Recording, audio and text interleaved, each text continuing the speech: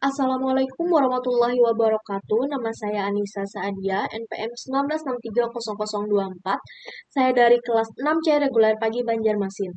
Di sini saya akan menyampaikan materi tentang manajemen waktu proyek.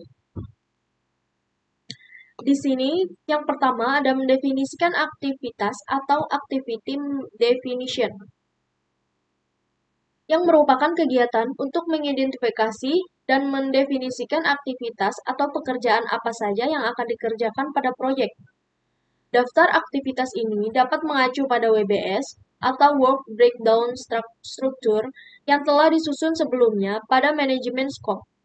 Sebagaimana penyusunan WBS, tim proyek yang mendefinisikan aktivitas ini perlu juga melibatkan stakeholder yang lain untuk memastikan bahwa aktivitas-aktivitas yang telah terdefinisi secara lengkap untuk keberhasilan penyelesaian proyek. Dari definisi aktivitas ini pula, estimasi biaya, waktu, dan kebutuhan sumber daya lain dapat disusun. Selanjutnya di sini ada pengurutan aktivitas atau activity sequencing. Setelah mendefinisikan aktivitas proyek, langkah berikutnya adalah membuat urutan aktivitas yang merupakan detail dari WBS, detail deskripsi produk, asumsi dan batasan-batasan untuk menentukan hubungan antar aktivitas, termasuk dalam hal ini penjelasan tentang ketergantungan dan perbedaan bentuk ketergantungan. Ketergantungan dan hubungan akan menentukan urutan-urutan aktivitas. Di sini terdapat 3 urutan dasar dalam menyusun urutan aktivitas. Yang pertama ada ketergantungan mandatory atau mandatory dependencies, yaitu ketergantungan yang tidak dapat dipisahkan antar aktivitas atau pekerjaan. Yang kedua di sini ada ketergantungan lepas atau discretionary dependencies, yaitu ketergantungan yang ditentukan oleh tim proyek. Yang ketiga ada ketergantungan eksternal atau external dependencies, yaitu ketergantungan antara aktivitas proyek dengan aktivitas non-proyek. Selanjutnya di sini ada diagram jaringan proyek. Adalah skema yang menunjukkan hubungan logis dan urutan aktivitas-aktivitas proyek yang menggunakan metode AOA atau Activity on a Row atau ADM, Arrow Diagramming Method. Suatu aktivitas disimbolkan dengan anak panah atau arrow, sekaligus menunjukkan aliran kerja dan dihubungkan pada suatu titik yang disebut node untuk menggambarkan urutan aktivitas. Selanjutnya, di sini ada precedence diagramming method atau PDM. Metode pembuatan diagram jaringan kerja proyek menggunakan simbol kotak sebagai representasi aktivitas proyek. Metode ini lebih memperlihatkan hubungan waktu. Pada PDM, aktivitas dinyatakan dalam bentuk kotak dan hubungan antar aktivitas dinyatakan dengan anak panah. Metode ini lebih populer dibandingkan dengan metode ADM yang lebih jelas dalam menggambarkan bentuk hubungan antar aktivitas. Metode PDM juga lebih banyak diadopsi pada tool-tool manajemen proyek. Berikut ini adalah contoh diagram PDM. Gambarnya seperti ini. Selanjutnya, di sini terdapat 4 bentuk ketergantungan pada metode PDM, yaitu yang pertama, finish to start atau VS, yaitu suatu aktivitas tidak dapat dimulai selama aktivitas sebelumnya belum berakhir. Dan yang kedua, ada start to start atau SS, yaitu suatu aktivitas tidak dapat dimulai selama aktivitas lain belum dimulai. Selanjutnya, yang ketiga, finish to finish atau FF, yaitu suatu aktivitas tidak dapat diakhiri selama aktivitas lain berakhir. Dan yang keempat, di sini ada start to finish atau SF, yaitu suatu aktivitas tidak dapat diakhiri selama aktivitas A belum dimulai.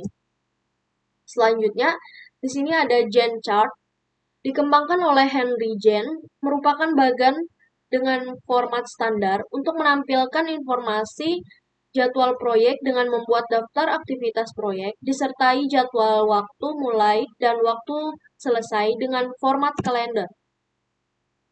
Selanjutnya ada metode jalur kritis atau critical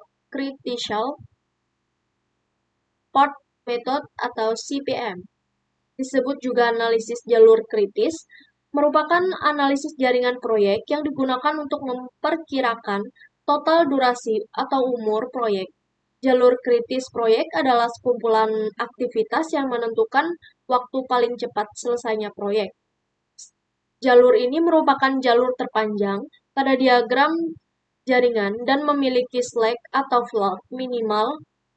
Slack atau float adalah sejumlah waktu tunda aktivitas atau waktu kelonggaran tanpa menunda atau mengganggu selesainya proyek secara keseluruhan. Selanjutnya, untuk menentukan jalur kritis ini, yang pertama ada susun diagram jaringan yang baik, atau untuk memudahkan gunakan metode ADM, lengkap dengan durasi waktunya. Yang kedua, identifikasi seluruh jalur yang mungkin, di mana jalur tersebut menghubungkan awal proyek hingga akhir proyek. Yang ketiga, hitung waktu total masing-masing jalur-jalur dengan total waktu paling lama disebut jalur kritis.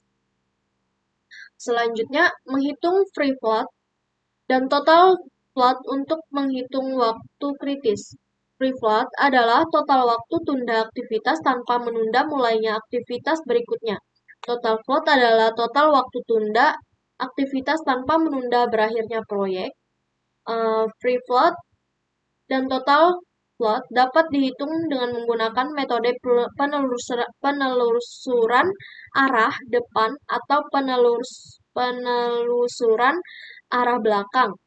Jika dihitung dengan menggunakan penelusuran arah belakang atau backward, maka harus mempertimbangkan waktu paling lambat mulainya aktivitas atau late start (LS) dan waktu paling lambat selesainya aktivitas late finish atau LF.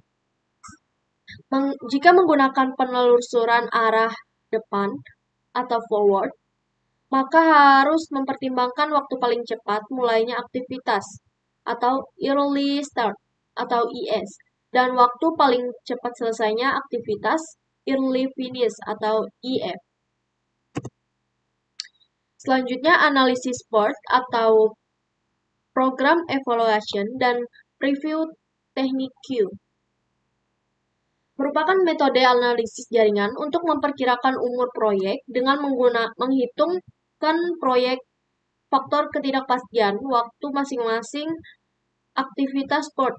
Memperkirakan umur proyek berdasarkan perkiraan waktu probabilistik dengan mempertimbangkan 3 jenis waktu, yaitu waktu optimistic time, waktu normal atau most likely time, dan waktu pesimis, yaitu pessimistic time.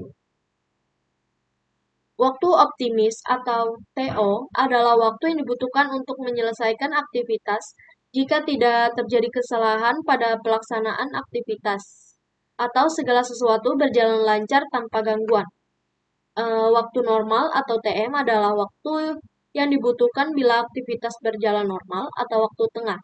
Waktu pesimis atau TP adalah waktu yang dibutuhkan bila terjadi kesalahan pada pelaksanaan aktivitas yang bersangkutan. Sekian materi dari saya. Wassalamualaikum warahmatullahi wabarakatuh.